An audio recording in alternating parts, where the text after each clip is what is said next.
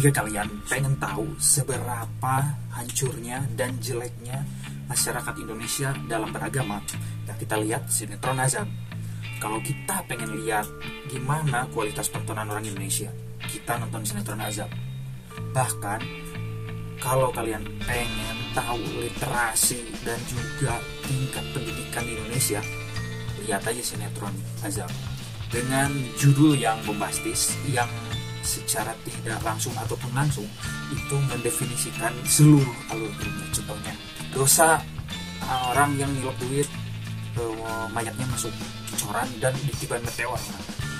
Jadi itu kan ini plotnya orang yang durhaka gitu, menyelep uang orang gitu. Terus nantinya akibatnya di akhirnya, di endingnya tidak kena azab dan sebagainya. Itu udah keseluruhan ceritanya tanpa ada embel-embel plot twist ataupun mungkin cerita yang jelimet yang bikin otak dan psikologi kita berpikir. Kenapa justru sinetron Azab ini bisa laku? Bahkan beberapa orang, mungkin beberapa yang dari keluarga kalian juga ada, seperti ibu, bapak, nenek, tante, bahkan pembantu mungkin, ataupun orang-orang yang kerja di tempat kalian yang secara tingkat ekonominya rendah atau literasinya rendah ya, itu nonton sinetron. Nah, kenapa mereka bisa nonton? Karena mungkin paling gampang dan paling umum adalah faktor psikologi, di mana ini adalah salah satu cara untuk memberikan kepuasan agar melihat orang yang jahat dalam tanda kutip ya, itu diazab ataupun menderita. Itu psikologi di belakangnya itu. Contohnya di sinetron Azab kan banyak temanya tuh. Ada dari mulai orang-orang yang jahat selama corona, mungkin yang suka korupsi vaksin ataupun yang memonopoli uang rakyat gitu, ataupun mungkin pelakor ya, tema-tema pelakor yang suka ngambilin ataupun suka selingkuhin suami orang dan sebagainya. Intinya hal-hal yang sehari-hari yang distereotipkan orang jahat oleh kita, itu awal filmnya, sinetronnya itu digambarkan orang ini sangat jahat banget, orang ini menganiaya, dan tokoh utamanya itu orang baik pasti ya, orang baik, orang sabar, orang soleh ataupun cantik ya, yang dizolimi oleh pemeran antagonisnya, yaitu tadi orang jahat tadi. Itu pasti tuh di setiap sinetron itu antara jahat dan baik, hitam dan putih, baik dan buruk itu jelas di Indonesia ya. Gak bisa tuh orang Indonesia bahwa protagonis ini sebenarnya jahat tapi dia melakukan kejahatan ini karena di kebaikan dan sebagainya. Ya intinya kayak menggambarkan hidup kita aja gitu.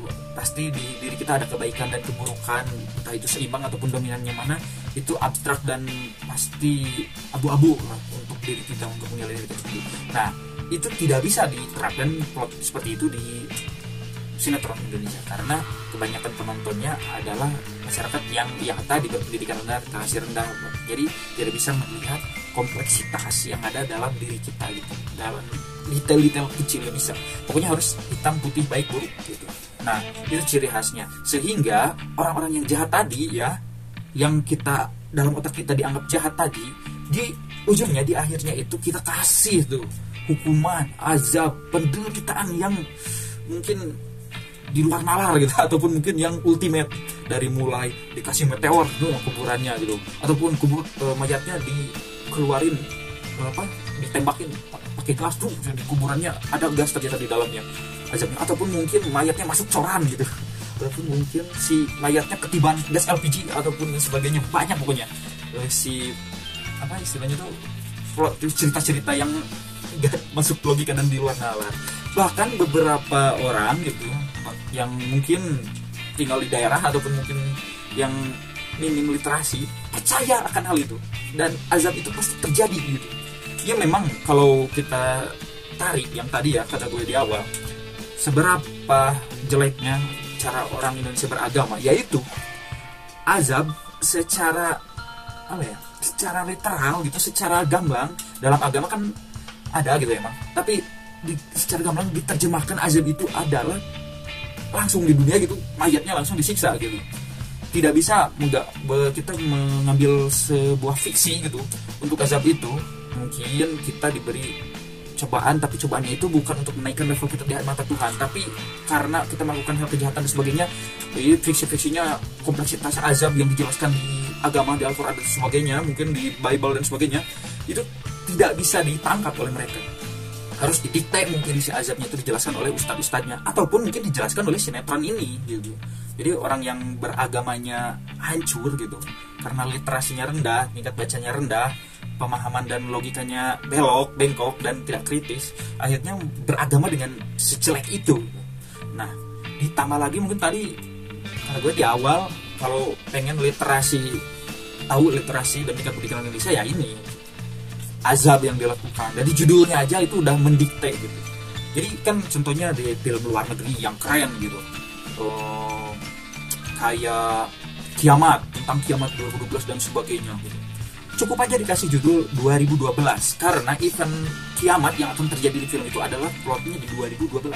Gak perlu tuh azab dunia yang tidak menyembah Tuhan, kan plot twistnya di Amerika, kan Amerika liberal banget gitu, ateisme di mana-mana dan stereotipnya seperti itu kan. Jadi nggak dikasih judul kiamat di Amerika karena azab bla bla bla bla tidak menyembah Tuhan di 2012 gitu, enggak, tapi cukup aja 2012. Nah, nanti penontonnya menonton sendiri, tahu alur ceritanya dari setelah nonton, ada kesimpulannya, ada plot twist yang keren, yang jelimet dan sebagainya gitu, ataupun yang memacu adrenalin dan sebagainya. Nah, kalau orang Indonesia nggak bisa nonton film yang ribet gitu, ataupun gimana gitu, cukup di nonton yang emang clickbait dari judulnya aja gitu. Itu judul itu udah menggambarkan keseluruhan ceritanya. Nah, itu mungkin tingkat baca orang Indonesia seperti itu, dan cara orang Indonesia melakukan fiksi dan imajinasi itu ya sebatas azab receh, sinetron azab yang seperti itu gitu, yang emang di akhir video kita harus mengambil gambar close up supaya menggambarkan penderitaan si pendosa itu, orang jahat dan sebagainya. Nah, akhirnya balik lagi tadi, psikologi yang dimainkan di sini adalah bahwa stereotip orang jahat yang ada di otak kita itu akhirnya dimainkan gitu, sehingga kita merasa puas setelah orang-orang jahat itu diazab gitu, dimeteor, dicor gitu dan sebagainya. Jadi puas gitu.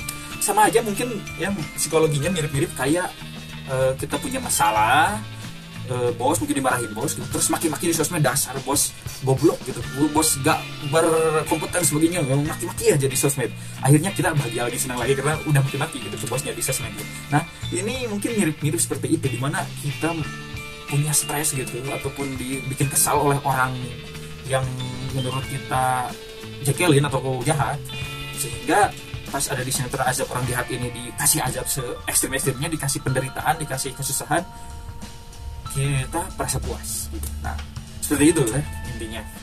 Dari mulai kebobrokan agama, minim literasi gitu, dan selera film yang jelek, dan juga fiksi dan imajinasi Indonesia yang jelek dikombokan gitu. Ya, muncullah ini sinetron azab ini. Dan balik lagi, sumber daya manusia yang rendah. Sebenarnya nggak rendah amat sih ya, para orang-orang yang produksinya gitu, yang membuat sinetron azab ini. Justru cerdas mereka mengeksploitasi kebodohan dan juga kebobrokan orang Indonesia untuk bikin sinetron yang laku di TV seperti azab, ataupun sinetron cinta-cintaan juga kan plotnya seperti itu. Ada tukang bakso yang miskin, yang ini cewek gitu yang miskin, yang tinggal di kolong jembatan tapi cantik gitu, mendapatkan laki-laki yang ganteng yang kaya gitu karena rodanya ditabrak mobil gitu. Jadi kayak ada masalah psikologi, Cinderella kompleks mungkin ya, atau Peter Pan kompleks atau dan sebagainya lah. Intinya banyak lah ini kalau pendekatannya psikologi, tapi ini lebih ke penggambaran bahwa kenapa sinetron azab Indonesia itu bisa laku, bahkan dipercaya gitu oleh beberapa orang gitu. Ya.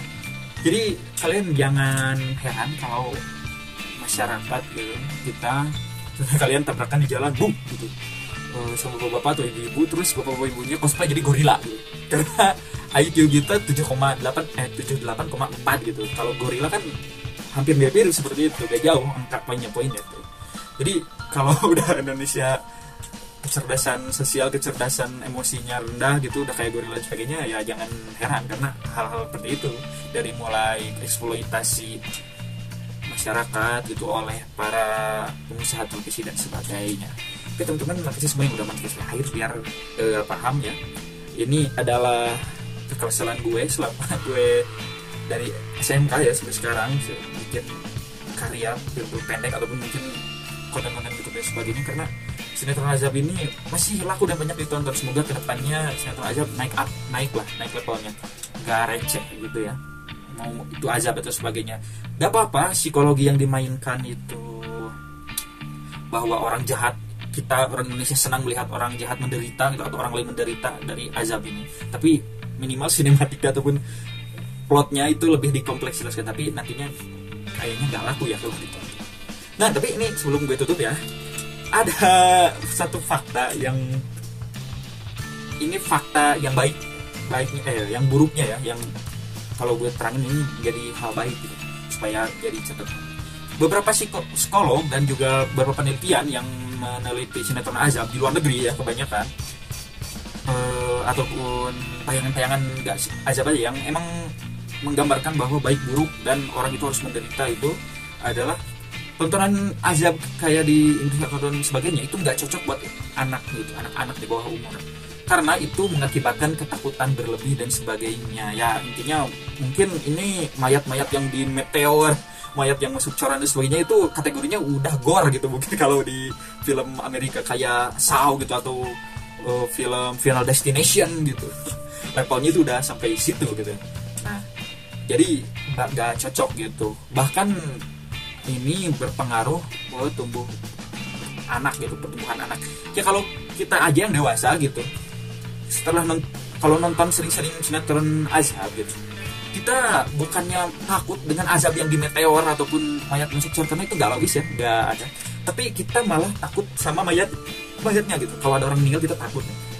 Nah kan logikanya kalau emang sinetron Azab ini dibikin supaya kita ingat dosa dan sebagainya, kita harus ingatnya azabnya kan, apa yang jeleknya yang dilakukan terus diazab. Tapi kita malah lebih takut ke si mayatnya gitu.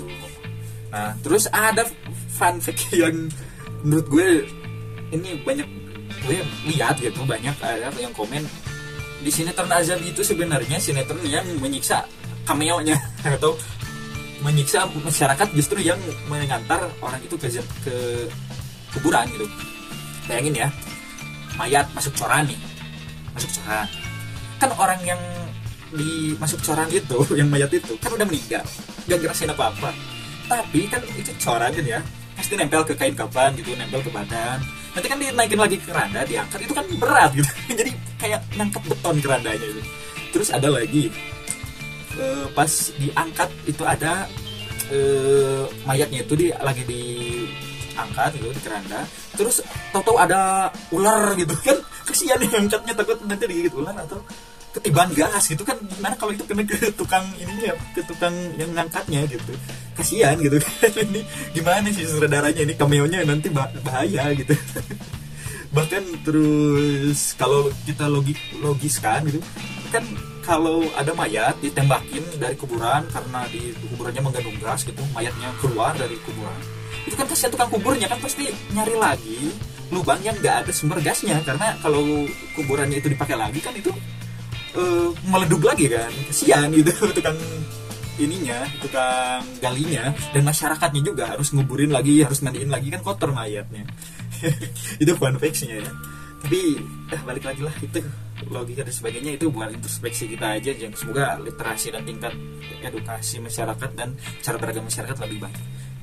Kasih like, misalnya apapun itulah, yang penting ada traffic ya di video ini, supaya nggak stuck videonya. Kalau merasa video ini bermanfaat, gemelan gue, kalian bisa share ke grup-grup ataupun ke mana aja, yang penting video ini nyebar, tidak yang nonton.